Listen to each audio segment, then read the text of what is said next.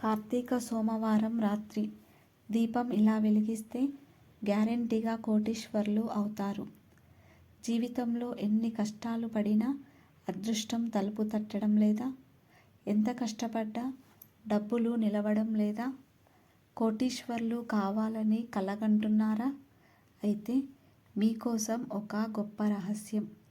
మహాశివుడి ఆశీస్సులతో కేవలం ఒకే ఒక కార్తీక సోమవారం రాత్రి మీరు వెలిగించే ఈ చిన్న దీపం మీ తలరాతను శాశ్వతంగా మార్చబోతుంది. ఇది కేవలం మాట కాదు, మన పురాణాలు, శాస్త్రాలు, పండితులు నొక్కి చెప్పిన మహాశక్తివంతమైన సాధన. సరిగ్గా ఇలా చేస్తే కోటీశ్వరులు కావడం ఖాయం. ఈ అద్భుతమైన దీపారాధన ఎలా చేయాలి, ఏ సమయంలో చేయాలి, ఏ మంత్రం చదవాలి, దీని వెనుక ఉన్న ఆధ్యాత్మిక వైజ్ఞానిక రహస్యమేమిటో వివరంగా తెలుసుకుందాం. వీడియో చివరి వరకు చూడండి. ఎందుకంటే మధ్యలో చెప్పే ఒక చిన్న నియమం పాటించకపోతే ఈ పూజ మొత్తం నిష్ఫలమవుతుంది. నమస్కారం. ఓం నమఃశివాయ. సర్వలోకాలకు శుభాలను ప్రసాదించే మహాశివుడికి, ఆయన శక్తి స్వరూపమైన పార్వతీదేవికి నమస్కారం. కార్తీక మాసం ఒక బంగారు అవకాశం. కార్తీక మాసం వైభవం. మాసాల రాజు. కార్తీక మాసాన్ని మాసాలలోకెల్లా అత్యంత పవిత్రమైనదిగా భావిస్తారు. ఈ మాసంలో చేసే ఏ చిన్న దానం, ఏ చిన్న పూజ అయినా కూడా అసంఖ్యాకమైన పుణ్యాన్ని అందిస్తుంది. హరిహర ద్వైతం.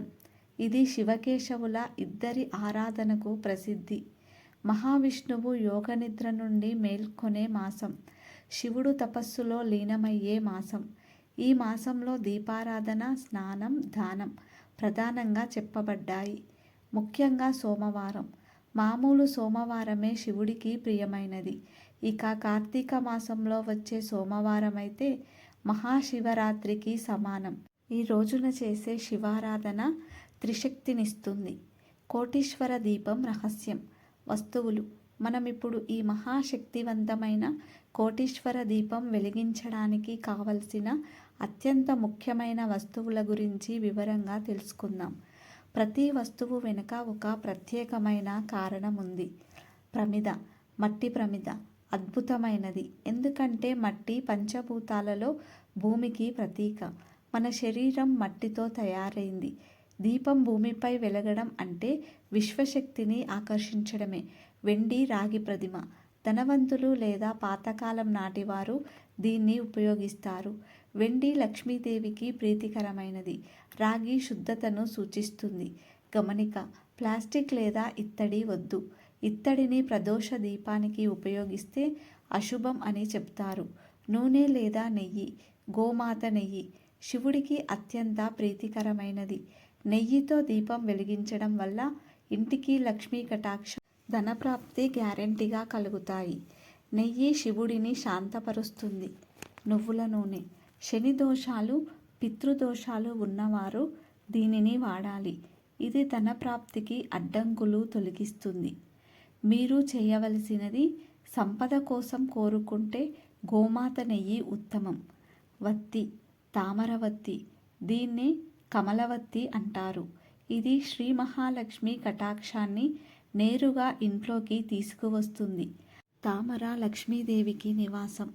ఈ వత్తితో దీపం వెలిగిస్తే మీ ఆదాయ మార్గాలు అద్భుతంగా పెరుగుతాయి. మహాసంకల్పం.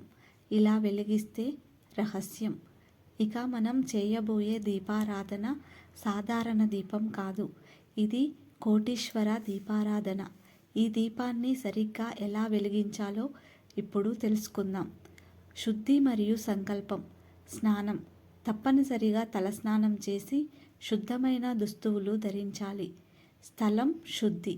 పూజ చేసే ప్రదేశాన్ని గోమూత్రం లేదా పసుపు నీటితో శుద్ధి చేయాలి. పీట, ఆసనం. దీపాన్ని నేరుగా నేలపై పెట్టకూడదు. పీట లేదా పళ్ళెంలో బియ్యం పోసి దానిపై స్వచ్ఛమైన పసుపు లేదా కుంకుమతో చేసిన అష్టదళ పద్మం ముగ్గు వేసి దానిపై దీపం ఉంచాలి. సంకల్పం. ఓం శివాయ నమః అని 11 సార్లు చదివి, నా ఈ దీపారాధన వలన నాకు, నా కుటుంబానికి సకల సంపదలు, సిరి సంపదలు ప్రాప్తించి కోటీశ్వర్లు అయ్యే యోగం కలగాలి. అందుకు ఈ కార్తీక సోమవారం దీపం వెలిగిస్తున్నాను అని మనస్ఫూర్తిగా కోరుకోవాలి. సంకల్పం లేని పూజ ఫలించదు. దీపం వెలిగించే విధానం. అఖండ జ్యోతి సిద్ధాంతం. దీపాన్ని ఒక్క వత్తితో కాకుండా 2 వత్తులతో వెలిగించాలి. ఒకటి పడమర ముఖంగా, మరొకటి తూర్పు ముఖంగా లేదా కేవలం తూర్పు ముఖంగా. దీన్నే రుద్రాంశ దీపం అంటారు. దీపం వెలిగించడం. దీపాన్ని వేరే దీపంతో మాత్రమే వెలిగించాలి. అగ్గిపుల్లతో నేరుగా దీపం వెలిగించకూడదు. వెలిగించేటప్పుడు ఓం నమో భగవతే రుద్రాయ అని మనసులో జపించాలి. దీపారాధన తర్వాత దీపం వెలిగించాక వెంటనే దీపం చుట్టూ 3 సార్లు ప్రదక్షిణ చేసి నమస్కరించాలి. కోటీశ్వర యోగాన్నిచ్చే పవిత్ర సమయం. కార్తీక సోమవారం రోజున దీపం ఎప్పుడు వెలిగిస్తే ఆశించిన ఫలం లభిస్తుందో తెలుసుకోవడం చాలా ముఖ్యం.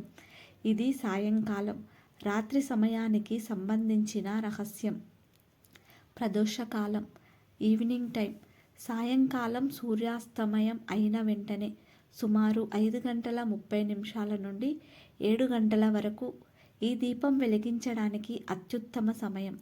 ఈ సమయంలో శివపార్వతులు కైలాసంలో ఆనంద తాండవం చేస్తూ ఉంటారు. నిషిది కాలం, మిడ్ నైట్ పవర్. ఈ మహాదీపాన్ని కోటీశ్వర దీపంగా మార్చేది ఈ సమయమే. రాత్రి 10 గంటల నుండి 12 గంటల 30 నిమిషాల మధ్యలో దీపాన్ని వెలిగించిన లేదా ప్రదోషకాలంలో వెలిగించిన దీపాన్ని ఈ సమయంలో మళ్ళీ కొంచెం నెయ్యి పోసి జపించాలి. ఈ నిషిది కాలంలో శివుడి శక్తి పరాకాష్ఠలో ఉంటుంది. ధనప్రాప్తి, మంత్రం జపం మరియు దాన ధర్మాలు. కేవలం దీపం వెలిగించడంలోనే పూజ పూర్తి కాదు. మీ కోటీశ్వర యోగాన్ని ఖచ్చితం చేయడానికి ఈ మంత్ర జపం మరియు దాన ధర్మాలను తప్పక పాటించాలి. మహామంత్ర జపం. దీపం వెలిగించిన తర్వాత ఆ దీపం ముందు కూర్చొని కింది మంత్రాన్ని జపించాలి. శివమంత్రం ఓం నమః శివాయ లేదా మహామృత్యుంజయ మంత్రం. సంపద కోసం శివ అష్టోత్తరం లేదా ఈ కింది మంత్రాన్ని 108 సార్లు జపించండి. మంత్రం ఓం శ్రీం హ్రీం క్లీం ఐం కార్తికేశ్వరాయ ధనలక్ష్మీం ప్రయచ్చ నమః. 108 సార్లు లేదా 1008 సార్లు జపం చేయండి. దాన ధర్మాలు. కార్తీక సోమవారం నాడు దీపం వెలిగించిన తర్వాత మరుసటి రోజు ఉదయం లేదా ఆ రోజే దీపం వల్ల కలిగిన పుణ్యఫలాన్ని పెంచడానికి దానం చేయాలి. ఏమి దానం చేయాలి? దీపారాధన వస్తువులు. గుడికి లేదా నిరుపేదలకు మట్టి ప్రమిదలు, వత్తులు, నూనె లేదా నెయ్యి దానం చేయండి. ఇది దీపదానం కింద లెక్క. అన్నదానం. గుడి వద్ద లేదా పేదలకు అన్నదానం చేస్తే ఆర్థిక కష్టాలు తక్షణమే తొలగిపోతాయి. తుది నియమాలు. ఈ పూజలో పాటించాల్సిన అత్యంత ముఖ్యమైన నియమాలు, లేదంటే మీరు కోరుకున్న ఫలితం లభించదు. దీపం ఆరిపోకూడదు. ఈ దీపం కనీసం 3 గంటలు నిరంతరాయంగా వెలగాలి. ఇది కొంచెం ఆరిపోయినా కూడా అశుభంగా పరిగణించాలి. దీపం ఆరిపోకుండా తగినంత నెయ్యి, నూనె పోయాలి. అగ్నిని ఆర్పవద్దు. ఈ దీపాన్ని మీరే నోటితో ఊది కానీ గాలి తగిలి కానీ ఆర్పకూడదు. దానికదిగా శాంతించాలి లేదా పువ్వుతో శాంతపరచాలి. ఆహార నియమం. ఈరోజు ఉపవాసం ఉండడం, ఉప్పు లేని ఆహారం తీసుకోవడం లేదా ఒక్కపూట భోజనం చేయడం చాలా మంచిది. శ్రీల నియమం. మహిళలు దీపారాధన చేసేటప్పుడు శిరోవస్త్రాన్ని, తలకి ముసుగు ధరించడం చాలా శుభకరం. కార్తీక సోమవారం దీపం వెలిగించడం అంటే కేవలం దీపం పెట్టడం కాదు.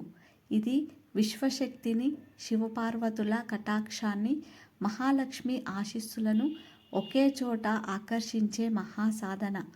ఈ కార్తీక మాసంలో తప్పకుండా ఈ దీపాన్ని వెలిగించండి. మీరు నమ్మండి, మీ కష్టాలు తొలగి మీ జీవితంలో ఖచ్చితంగా మీరు కోరుకున్న కోటీశ్వర యోగం ప్రాప్తిస్తుంది.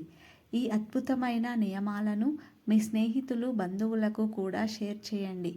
మీ మనసులో ఉన్న కోరిక ఏమిటో కామెంట్ సెక్షన్లో ఓం నమ శివాయ అని రాసి మాకు తెలియచేయండి. అలాగే మా ఛానల్ని లైక్ చేసి సబ్స్క్రైబ్ చేయడం మర్చిపోవద్దు. శుభం భూయాత్.